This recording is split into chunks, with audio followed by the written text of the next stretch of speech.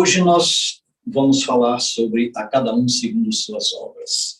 E parece que tudo vai se encaixando direitinho, né? Tivemos a nossa leitura bem de acordo, nossa oração, nossa vibração. E especialmente ontem tivemos aqui uma obra muito, como eu diria, aquela obra que nos mostra a motivação do trabalhador, com mais um, que nós chamamos aqui, apelidamos carinhosamente, jantar to go, né? E substitui o nosso, o nosso almoço fraternal dos domingos, mensal, e também aquele nosso saudoso jantar dançante que a gente fazia nos tempos em que a gente podia se reunir, né, sem muita limitação, como nos são atualmente impostas pelas atuais circunstâncias, né? Então, ontem, o que nós vimos aqui ontem? O esforço conjunto de alguns trabalhadores da casa, aqueles corações de boa vontade, que conduzem as mãos operadoras, as mãos operantes, administrado, vamos dizer assim, pelo cérebro que nos conecta com a espiritualidade superior, e nesse conjunto a obra sai, a obra é realizada. Então nós vimos, podemos presenciar mais uma vez ontem aqui, o esforço conjunto em torno de um objetivo específico, assentados em um fundamento perfeitamente determinado. Então, esse esforço de cada um é exatamente aquela obra nossa, a nossa pequena obra. Nós vimos algumas vezes já, no Facebook, na internet de alguma forma, aquele videozinho que nos leva do macro ao micro e de volta do micro ao macro, né? Aquela viagem que a câmera faz, um desses vídeos mais comuns é que tem uma mulher muito bonita, com um olho muito bonito, deitada na grama, e a partir dela, né, a câmera vai como que se afastando, para ir para o macrocosmo. Então a gente começa a ver a Terra de longe, depois o nosso sistema solar, os outros planetas, tudo mais, e a nossa galáxia, e aí vai se afastando até o infinito imaginável pela criação humana. Depois volta, e aí entra na mesma imagem, no olho da mulher, e vai para o microcosmo, entra na retina, na pupila, aquela coisa toda, e vai no DNA, vai no glóbulo branco da corrente sanguínea, vai no DNA da escada dos cromossomos, e vai até os limites conhecidos, né, dos átomos, das moléculas. Então, a gente fica imaginando assim, qual é a minha obra? De que falava? Que obra é essa que Jesus dizia a cada um segundo suas obras? Que Paulo expressou essa ideia, que Pedro enfatizou bastante, a cada um será dado segundo suas obras, né, na carta aos Romanos. Então, qual é a minha obra nesse todo? Quem sou eu nesse universo? E aí, quando a gente lembra aquela imagem do vídeo que eu descrevi, quando nós estamos lá no macrocosmo, e a gente se lembra da insignificância que o planeta Terra, a nossa casa-mãe, se apresenta diante do grande universo, e a gente consegue imaginar a nossa presença naquele pontinho quase insignificante daquela imagem, a gente fica pensando assim, puxa vida, realmente a minha obra é o que está diante das minhas mãos, é o que está diante dos meus olhos, é o que está imediatamente na frente das minhas possibilidades. Essa é a minha obra. Todos nós gostaríamos de realizar uma obra como a Mansão do Caminho, a grande obra do venerando apóstolo Divaldo Pereira Franco, juntamente com o tio Nilson, já, né, de volta ao mundo espiritual. Mas a gente vê a obra da Mansão do Caminho hoje, atendendo 3.000 pessoas por dia, mesmo com a pandemia, atendendo uma infinidade de gente que às vezes não dá nem para contar, Mas a gente esquece que aquela obra começou de uma ideia, de um homem acompanhado de dois homens, né? Acompanhando um ao outro e acompanhados por bons espíritos amigos, é claro, saírem pessoalmente levando na mão um pacote de alimento para os pobres. Assim começou a ideia da assistência que se transformou hoje no que nós conhecemos como Mansão do Caminho. Então, toda obra começa pequena e é aquilo que está diante dos nossos olhos, é o que nós podemos fazer e nós teremos que dar conta dessa obra. Mesmo que a nossa obra não seja algo de expressão que os olhos do mundo vão ver, mas que seja pelo menos a nossa obra interior. Porque, como trabalhadores, nós temos que primeiro ter as ferramentas adequadas.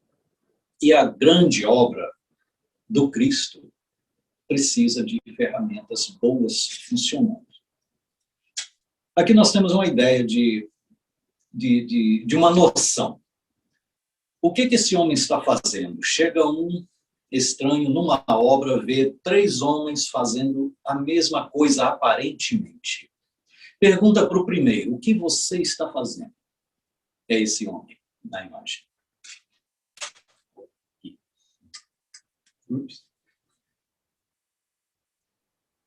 Ele responde, você está vendo não? Estou assentando tijolo. Então, pela resposta, a gente já vê que o homem, ele sabe o que ele está fazendo, o que ele tem diante de si, o que ele tem diante dos olhos, em que suas mãos estão operando. Aí, esse estranho que chegou na obra, vendo 3 homens fazendo a mesma coisa, vai para o segundo homem e pergunta, o que o senhor está fazendo? Esse homem responde, eu estou construindo uma parede.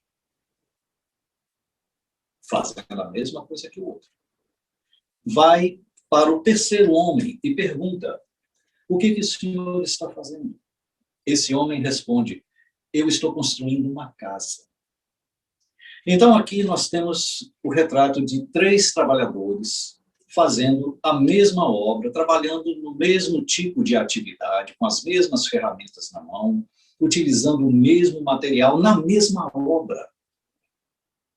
Mas cada um deles vendo de acordo com a sua visão, de acordo com o seu entendimento. Um está assentando tijolo, é o que ele consegue ver. O outro já consegue ver que ele está construindo uma parede, ele é responsável pelaquela parede, pelo resultado final daquela parede. O terceiro homem já consegue ver que ele está construindo uma casa. E nós sabemos, qualquer casa para ser construída começa pelo primeiro passo, que é a fundação. Mas as paredes, para se construir uma parede, uma casa aqui, né, cheia de paredes, o primeiro passo é assentar o tijolo. É o primeiro tijolo. Mas a gente já consegue visualizar a grande obra. Então, esse é um ponto fundamental que nós deveremos trazer na nossa mente todas as vezes que nos dermos, nos entregarmos a algum tipo de atividade. Quando nós dissermos, vamos realizar uma obra. E aí, voltando ainda ao dia de ontem, né, a gente vê naquela obra do Jantar to Go, que tem como objetivo principal o levantamento de fundos para sustentar a parte financeira da nossa casa, do Grupo Espírita Caminho da Luz, que não dispensa esses cuidados também, porque estamos na Terra, no mundo material, onde tudo tem um preço, tudo tem um custo. Então, a nossa expressão material aqui na Terra precisa dos recursos materiais. O que nós fazemos, então? Com as nossas atividades, com as nossas mãos, nossos corações, nós realizamos atividades que vão render recursos financeiros. E aí cada um traz a sua participação. Minha participação é pequena? Pequena comparando com o quê? No momento que uma pessoa faz só o molhozinho da salada, aquele molhozinho é grande o suficiente para expressar para trazer à realidade uma salada saborosa que vai agradar aquele que está comprando, que está fazendo a doação em troca do prato, né? E sem aquele molhozinho, que foi a única contribuição, bom, teoricamente, né? Não foi exatamente assim, é só mesmo para efeito de comparação. Sem aquele molhozinho, a salada seria já diferente, não seria como foi, deliciosa, né, que agrada a maioria, mais um. Né? Então, não há, na verdade, aquela tarefa que é menos importante do que a outra. Há tarefas que requerem, dentro de uma casa espírita, mais conhecimento, mais treinamento, mais experiência, que deve ser realizado por pessoas que têm essa experiência, esse treinamento, esse conhecimento. Outras tarefas requerem menos conhecimento, podem ser realizadas por pessoas que não têm aquele conhecimento necessário em outras tarefas. Mas a questão da importância da tarefa, essa é que a gente tem uma balança que traz mais qualidade, traz mais equilíbrio, porque cada tarefa, cada pequena obra nossa é importante o suficiente para causar um dentezinho no universo lá fora. Porque o mais importante para o trabalhador é estar consciente do seu papel no todo. No momento em que essa consciência existe e ela desperta a qualificação do indivíduo, a vontade de se qualificar para fazer um trabalho bom, o resultado final é sucesso garantido. Então, principalmente na adolescência, a gente quer a gente quer mudar o mundo, a gente quer revolucionar, né? Porque o jovem vem cheio quando sai daquela infância, quando para de tomar leite e começa a comer carne, né? Também é uma expressão bíblica. O indivíduo começa a se sentir como um adulto, ele começa a querer fazer a diferença.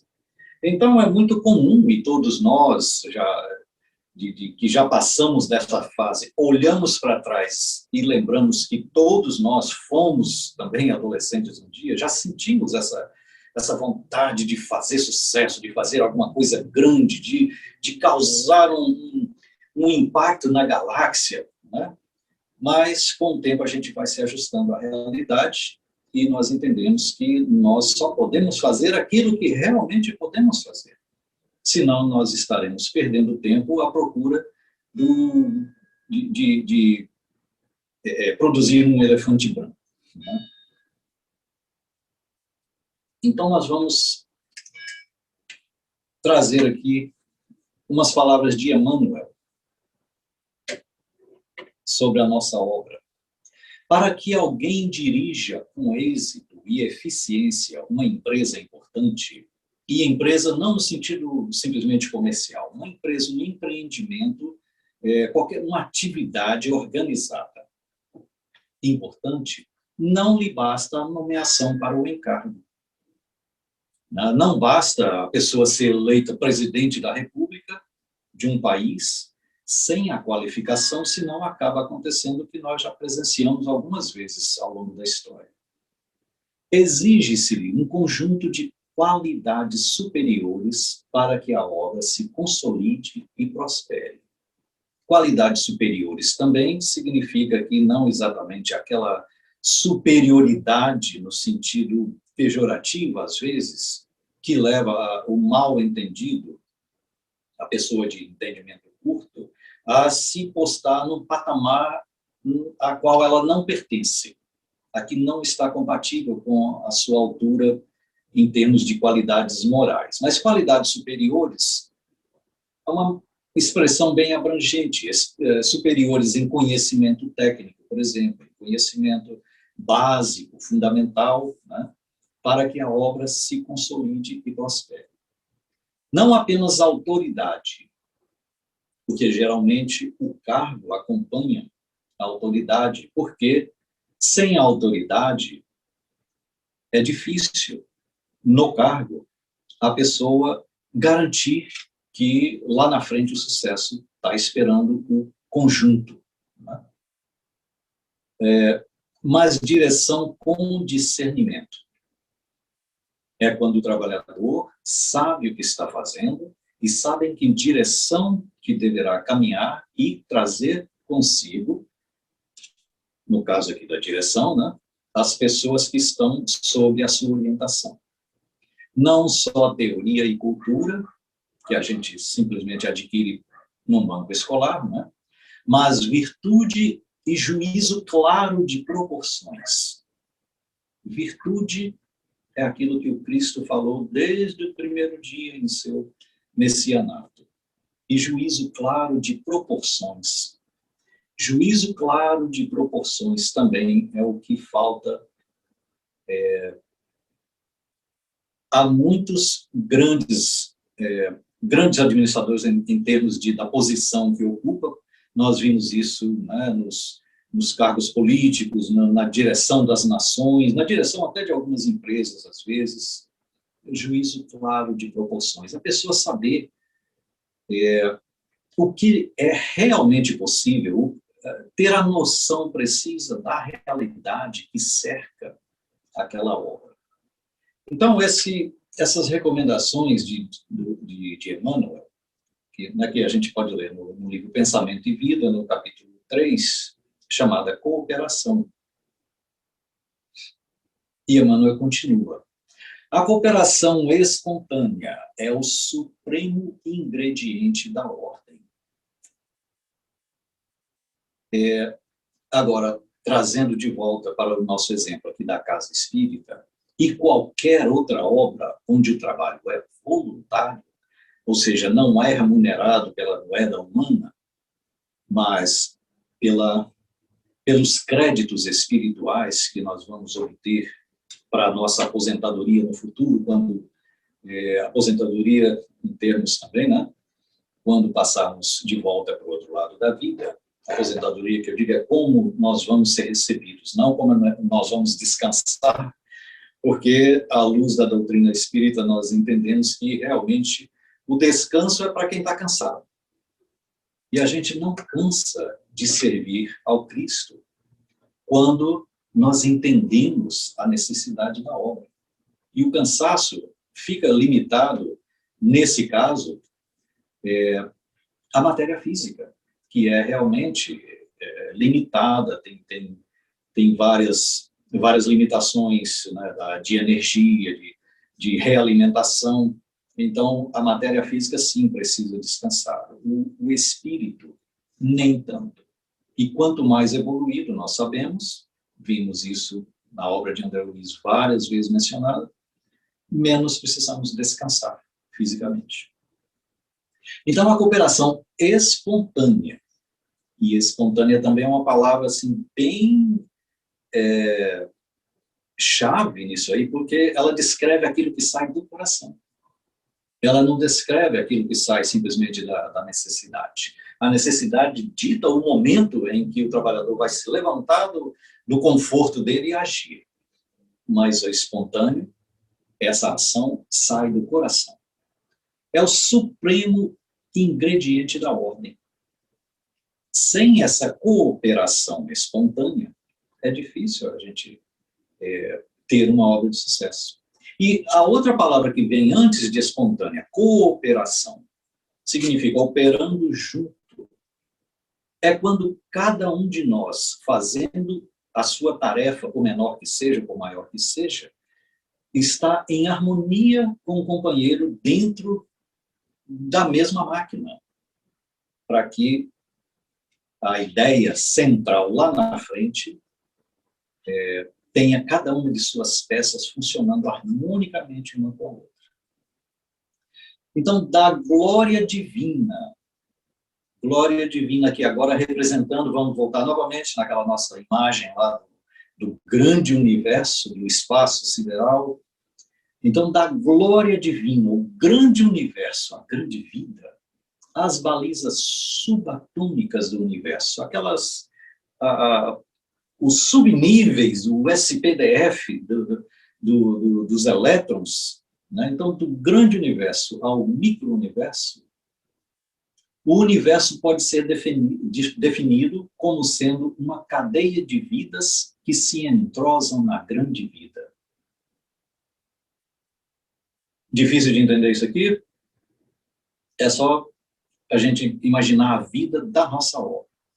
Então, cada uma das partes de uma máquina é uma vida.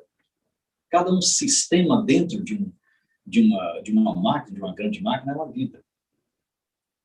Paulo também usa como meio de comparação o corpo humano. O corpo humano é um conjunto de sistemas. Tem as mãos, que operam, que agem, que pegam, que têm contato direto com o mundo exterior. Tem os pés que locomovem, que fazem o ser ir aonde ele precisa ir. Agora, dentro, para que essas pernas possam se mover, para que as mãos possam alcançar, existe uma série de outros mecanismos, de outros sistemas que funcionam no automático, como, por exemplo, o sistema cardíaco, que é a energia do corpo, que é o que faz o corpo funcionar realmente, começando pelo coração. Né? A bomba cardíaca está ali bombeando combustível sem parar, 24 horas por dia, todos os dias, desde da nossa geração no ventre materno até o dia em que a gente finalmente deixa a matéria, essa bomba está funcionando. E se ela parar, a vida está comprometida.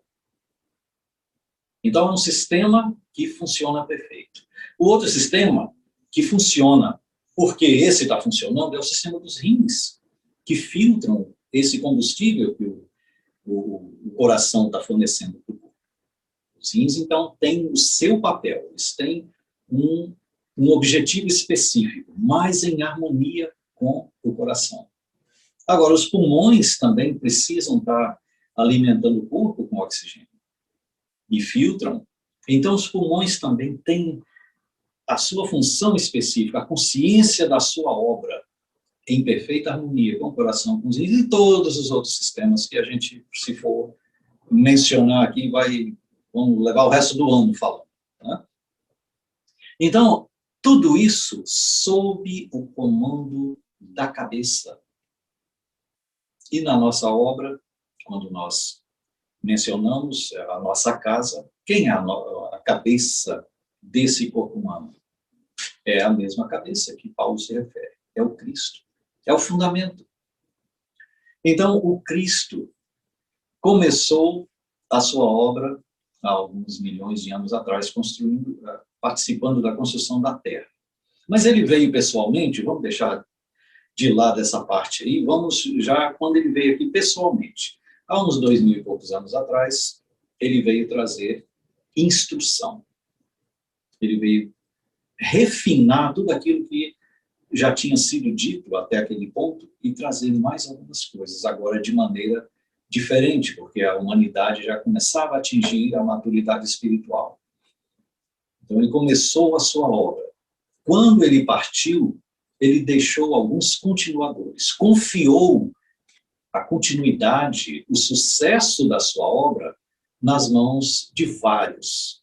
E alguns desses vários, uns poucos entre esses vários, levaram adiante da maneira como realmente o Cristo imaginou que seria. Como o Cristo os preparou para fazer.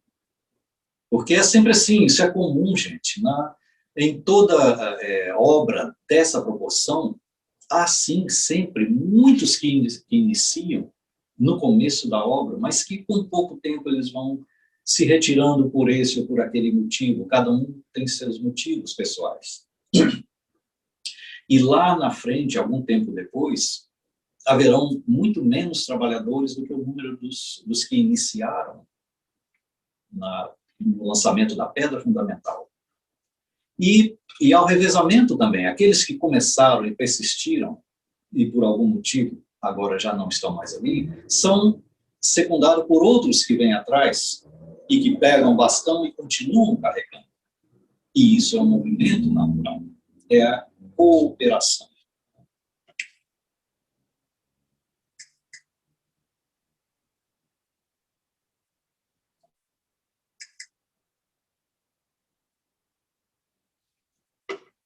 Agora, vamos nos reportar à primeira carta de Paulo aos Coríntios. E em Corinto também foi interessante. Lá aparecia até uma história dos dias atuais, e a gente vê, depois de ler sobre a passagem de Paulo para Corinto, que muito pouca coisa mudou de lá para cá.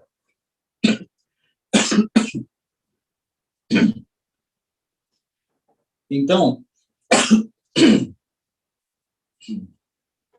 desculpa. Na primeira carta, no capítulo 3, do versículo de 10 a 15, que a gente ressalta aqui, que é o cerne da mensagem dessa carta, Paulo diz assim: segundo a graça de Deus que me foi dada, eu, como sabe o arquiteto, obrigado, o fundamento, e outro edifica sobre ele. Mas veja cada um como edifica sobre ele. Então, cada frase dessa aqui, a gente poderia estudar durante um mês. Mas vamos tentar tirar só a essência dela aqui, no pouco tempo que nos é concedido. Então, segundo a graça de Deus que me foi dada, aí ele já está se referindo à instrução que veio de Jesus, que ele não está criando nada novo ali, ele não está trazendo algo de si, a não ser o coração fiel ao princípio que Jesus lhe entregou nas mãos para trazer, para distribuir para o mundo. Eu, como sabe o arquiteto, ele agora, Paulo já conseguiu ver a casa. Paulo não estava assentando tijolo nem construindo uma parede, ele estava já ajudando Cristo a construir a casa. Mais do que isso, não só uma casa, ele estava ajudando Cristo a construir o reino de Deus na terra, que foi isso que Jesus disse que ele veio fazer. Ele veio estabelecer o reino de Deus na terra. E como que isso daria? Isso se daria estabelecendo o reino de Deus no coração dos homens, porque são os homens que estão na terra. Então, Paulo já via a grande obra, ele veio trazer a obra do Cristo, estabelecer o reino de Deus, não apenas uma casa. O fundamento. O que é o fundamento? É exatamente a mensagem que Jesus veio trazer. O fundamento, a base.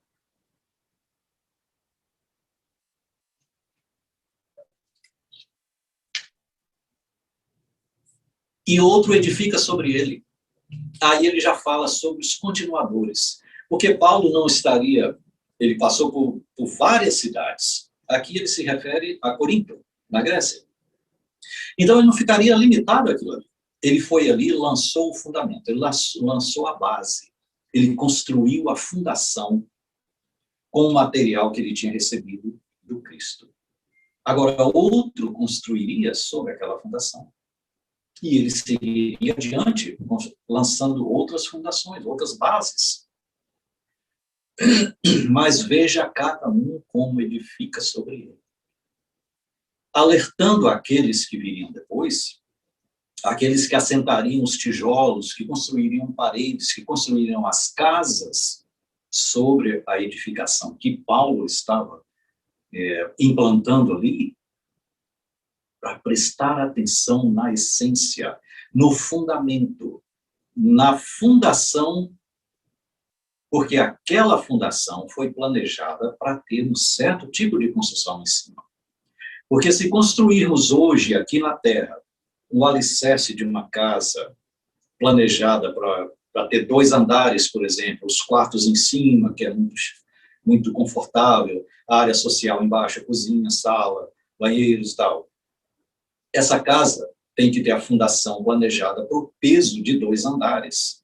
Se aquela fundação está lançada, construída, o cimento, o concreto está curado, agora chegam os outros, a equipe que vai construir as paredes, vai levantar a casa, e pensa assim, vamos colocar aqui um edifício de 10 andares para a gente construir bastante apartamento e alugar.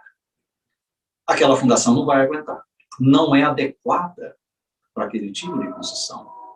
Ou eu diria de maneira correta. Aquela construção não é adequada, não é a construção correta para aquela fundação que foi lançada.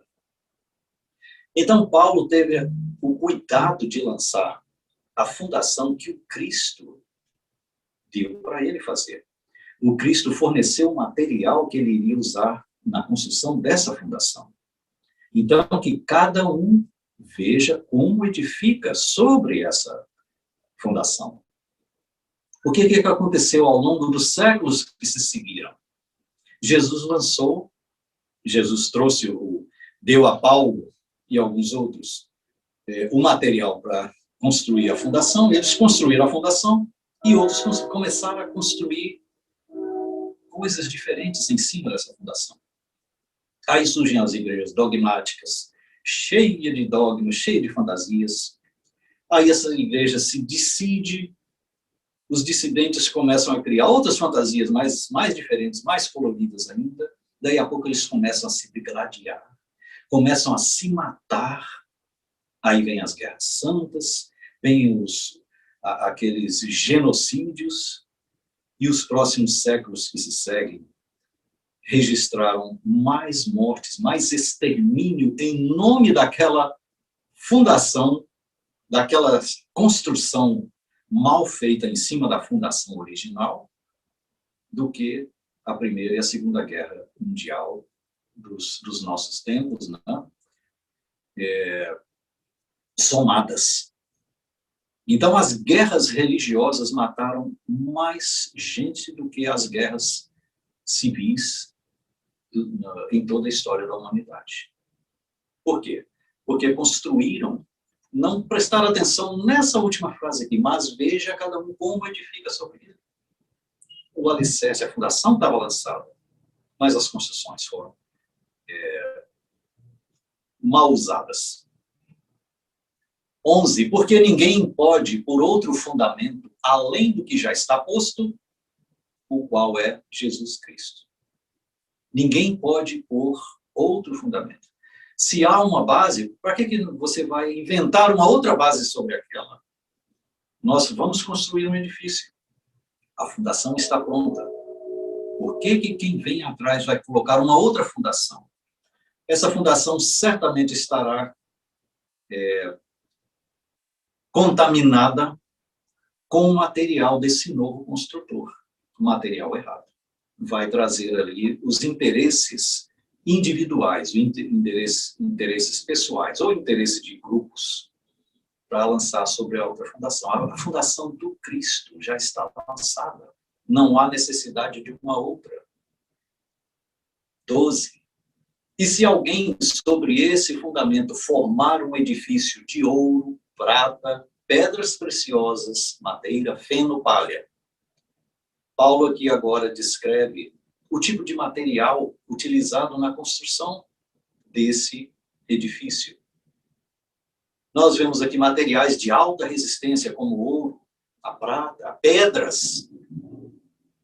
Nós vemos materiais mencionados de menos resistência, como a madeira, o feno, a palha, então. Palha. E tem gente que constrói casa de palha, sim. E tenta dar a essa casa de palha uma utilização que não é adequada. Nós vemos nas praias, por exemplo, aquelas barraquinhas de palha, excelente, lindo e funcional para aquele objetivo, que é durar o verão, para abrigar, porque a palha é mais fresca, mas não vai durar a vida inteira, como duraria a vida inteira, em termos, né, alguns séculos, um edifício construído com material mais resistente, com pedra. Então, a obra de cada um se manifestará, no versículo 13. Na verdade, o dia a declarará. A obra de cada um, sim, vai funcionar. Como a casinha de palha na praia, funciona. Foi construída? Sim, vai funcionar. O edifício de tantos andares quanto seja, construído de pedra, sim, vai funcionar.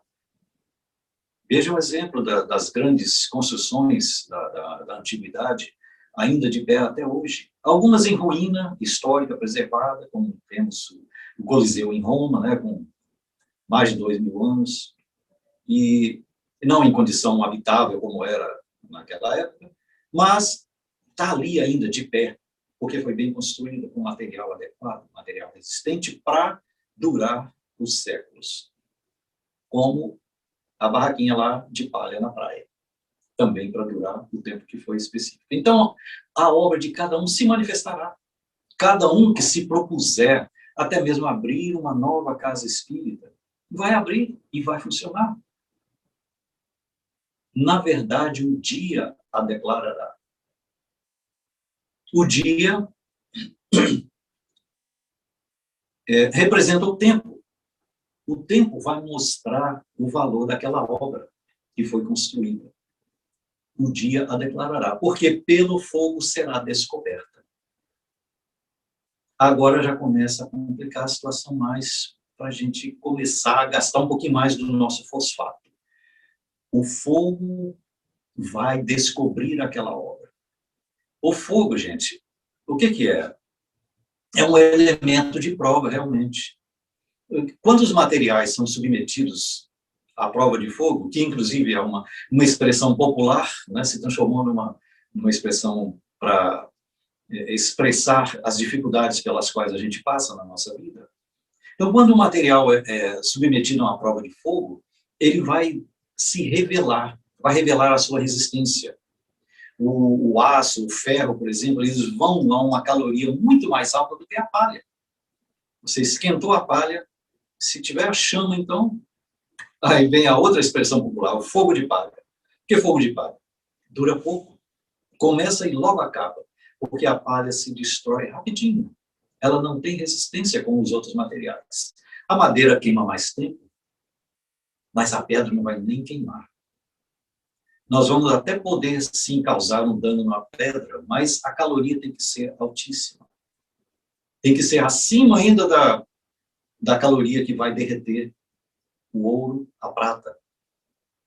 Mas o ouro e a prata, eles não desaparecem como a palha, como a madeira, que viram cinza e não prestam mais para nada.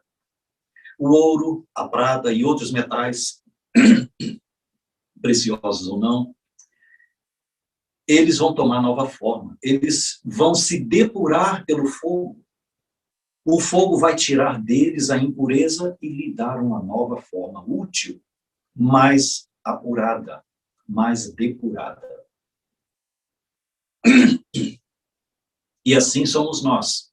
Nós vamos passar pela prova de fogo, e nessa prova de fogo, nessa dor, nessa provação, nessa vicissitude, que é a palavra bem usada por Kardec, nós vamos deixar nossas impurezas para trás.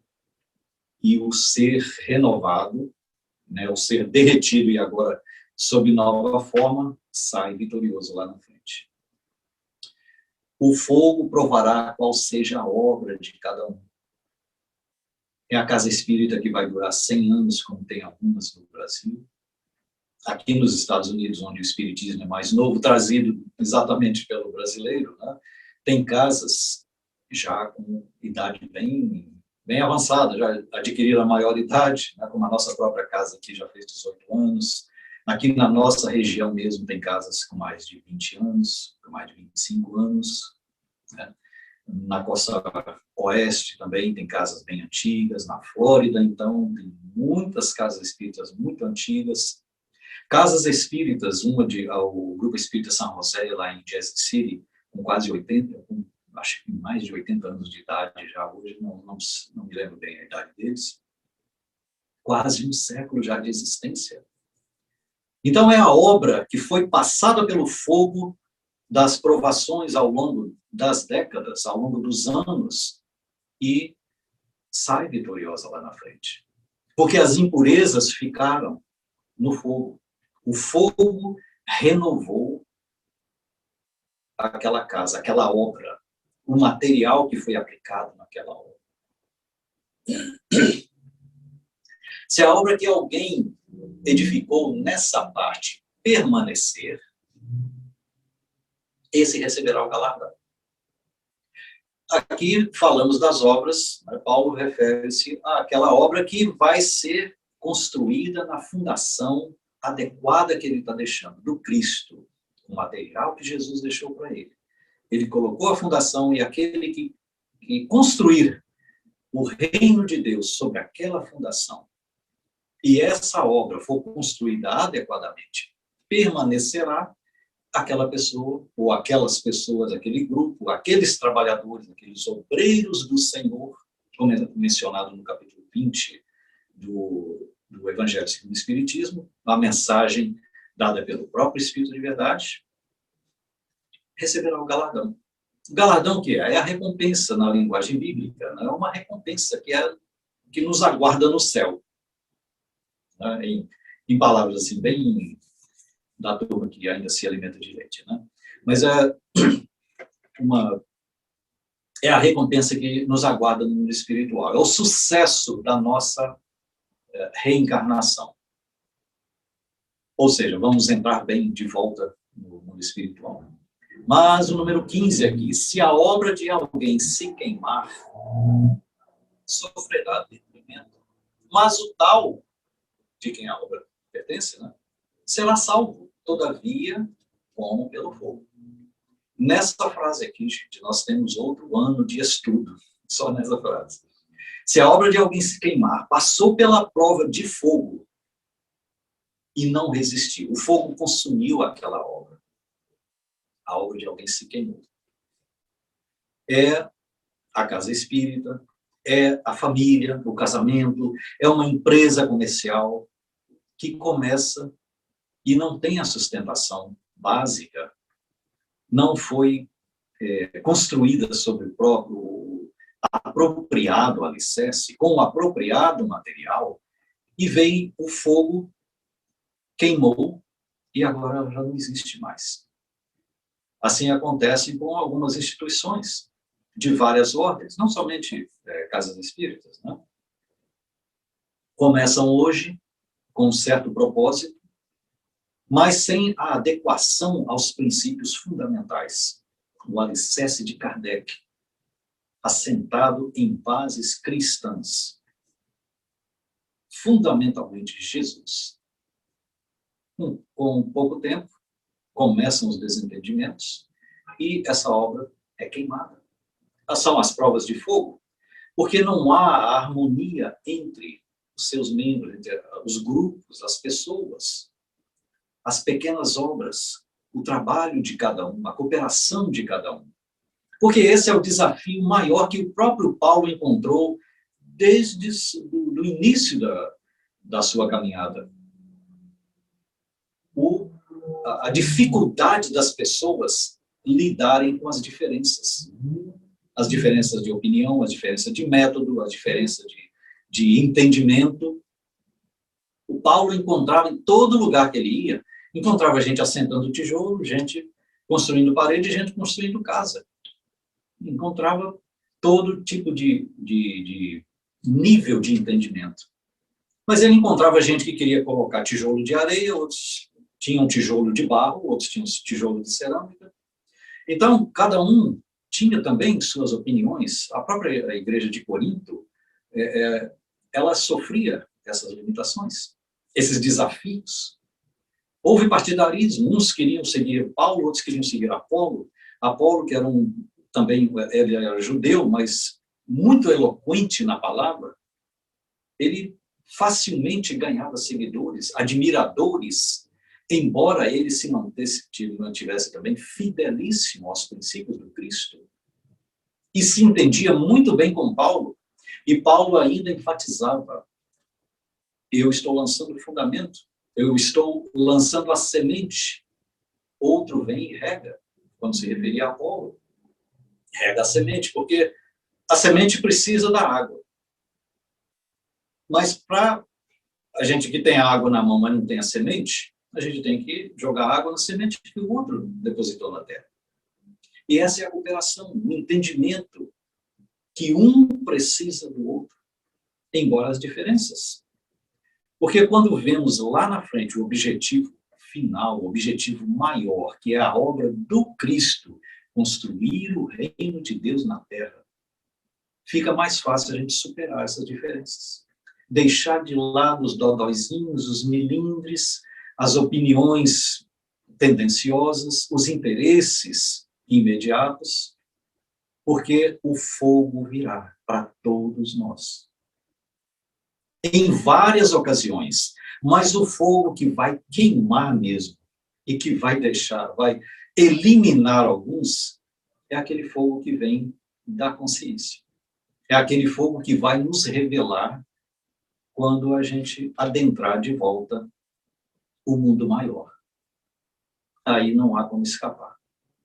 Então, o melhor é a gente trabalhar com a ferramenta adequada aqui, da maneira adequada, porque Jesus trouxe o plano para nós, tudo escrito, não tem que alterar nada, ele é o mestre dessa obra. Nós não precisamos adicionar detalhes na obra do Cristo, porque ela é completa. E para garantir que a casa vai passar por todos os vendavais. Não vai ser também como o próprio Jesus menciona da montanha. O Sermão do Monte. Como é que é a palavra tão simples escapa, né? O Sermão do Monte. Aquele que construiu a casa sobre a pedra sólida, vieram os ventos, né, as tempestades, e a casa permaneceu ali intacta, firme, diferente daquele homem imprudente que ouve as palavras dele ali no Sermão do Monte e não cumpre aquilo que ele fala, não põe em prática aquilo que aprende, comparando com a construção sobre a areia. É gostoso na praia aqui no verão, né? Eu adoro isso também. Esse é um dos meus prazeres pequenos favoritos nessa vida, é ficar de pé na praia, bem próximo à água, aí a onda vem, molha até a metade da minha canela, mas quando ela sai, ela leva a areia, tira a areia debaixo dos pés, e a gente afunda um pouquinho. Aquela sensação gostosinha, né? De menino brincando na praia. Mas é assim que a vida faz com a gente também. As ondas fortes vêm e tiram a areia debaixo da nossa base, do nosso edifício. E aí a gente entende o que Jesus dizia lá no Sermão do Monte, comparando, né, aquele homem que ouve as palavras dele, não as segue, construindo a sua casa na areia. A casa vai afundar, vai desaparecer. Então, a obra, sim, aí o indivíduo será salvo, né? Aquele que teve sua obra queimada, ou seja, ele não fez adequadamente aqui. Sua obra foi queimada, mas ele se salvará. E isso é um princípio de Deus. Isso é um princípio de que a vida continua, de que a gente não acabou ali. Ninguém vai, porque a obra se queimou aqui na terra, que a gente vai perecer no fogo eterno. O fogo é eterno enquanto dura, é eterno para nós, significando dizer que não há uma data específica para aquele fogo acabar, não há uma duração previamente determinada para aquele fogo parar de queimar. Somos nós, é o fogo de cada um, é o julgamento final, ao final de cada reencarnação, ao adentrarmos no espiritual de novo, que a consciência nos chama ao ajuste de contas, a gente tem nova oportunidade de fazer novamente.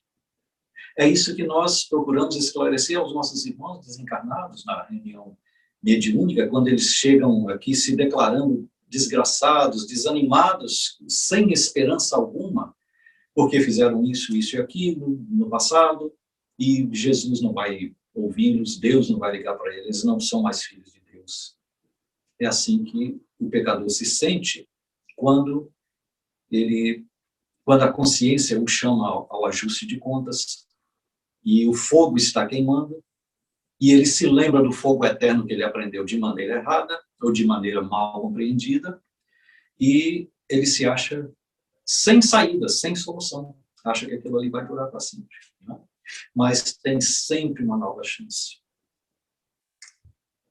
Então, vem aqui agora, essa lição também é de Emmanuel, nós vamos ver aqui rapidinho. A dor é agente de fixação. expondo-nos à verdadeira fisionomia moral. O sofrimento é fotógrafo oculto. O sofrimento, quando nós estamos sofrendo, nós estamos em plena prova de fogo, é que nós revelamos realmente o que nós somos. É na adversidade, na dificuldade, que nós revelamos quem nós somos. E tem até uma expressão popular: herói é aquele que não teve tempo de correr, né? Então, na hora que o bicho pega mesmo, tem dois tipos de reação das pessoas. Ou o bicho pega, acabou, ou a pessoa corre. Ou fica e enfrenta o bicho, né? Então, herói é aquele que não teve tempo de correr. Ficou, teve que enfrentar a situação e acabou sendo herói, se foi bem sucedido. Mas a dor é aquela que revela exatamente o que nós somos. É nesse momento que nós vamos mostrar aquilo que nós temos dentro, né? Ele deslinda os mais íntimos aspectos da personalidade, situando-os a descoberto. Aclara os menores impulsos do coração, deixando-os à mostra. É quando nós nos revelamos por completo.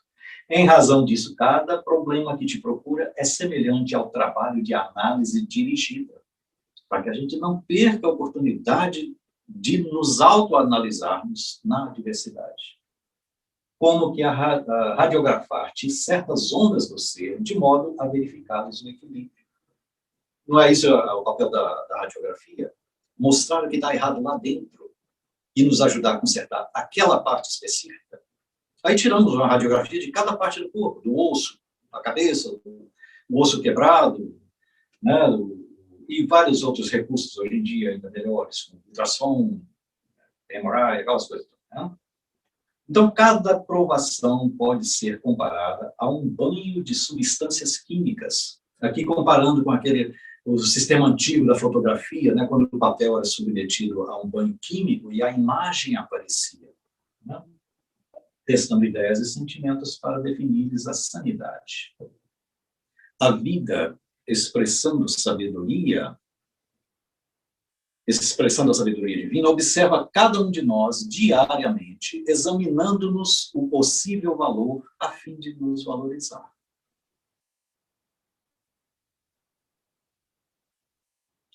Então, eu gostaria só de, encerrando aqui, ler na íntegra a mensagem do Espírito da Verdade, Espírito de Verdade, no capítulo 20, Obreiros do Senhor, para que fique bem gravado no nosso coração. Diz o Espírito de Verdade para Kardec. Atingistes o tempo do cumprimento das coisas anunciado para a transformação da humanidade. Felizes serão aqueles que tiverem trabalhado na seara do Senhor com desinteresse e sem outro móvel senão a caridade. Suas jornadas de trabalho serão pagas ao cêntuplo do que terão esperado. Felizes serão aqueles que terão dito a seus irmãos: irmãos, trabalhemos juntos e unamos os nossos esforços, a fim de que o Senhor encontre a obra pronta à sua chegada. Porque o Senhor lhes dirá: vinde a mim, vós que sois bons servidores, que calastes os vossos ciúmes e as vossas discórdias, para não deixar a obra prejudicada. Mas ai daqueles que, por suas dissensões, terão retardado a obra da colheita, porque a tempestade virá e serão carregados num turbilhão. Eles gritarão: graça, graça, mas o Senhor lhes dirá: por que pedis graças, vós que não tivestes piedade de vossos irmãos, e que recusastes lhes estender a mão, vós que esmagastes o fraco em lugar de o sustentar? Por que pedis graça, vós que procurastes a vossa recompensa nas alegrias da terra e na satisfação do vosso orgulho? Vós recebestes a vossa recompensa, tal como a pretendestes. Não peçais mais. As recompensas celestes são para aqueles que não terão pedido as recompensas da terra. Deus faz neste momento o recenseamento dos seus servidores fiéis e marcou com o seu dedo aqueles que não têm senão a aparência do devotamento, a fim de que não usurpem mais o salário dos servidores corajosos, porque é a aqueles que não recuarem diante de suas tarefas, que vai confiar os postos mais difíceis na grande obra de regeneração pelo Espiritismo. E essas palavras se cumprirão. Abre aspas. Os primeiros serão os últimos e os últimos serão os primeiros no reino dos céus. Fecha aspas. O Espírito de Verdade. Muito obrigado.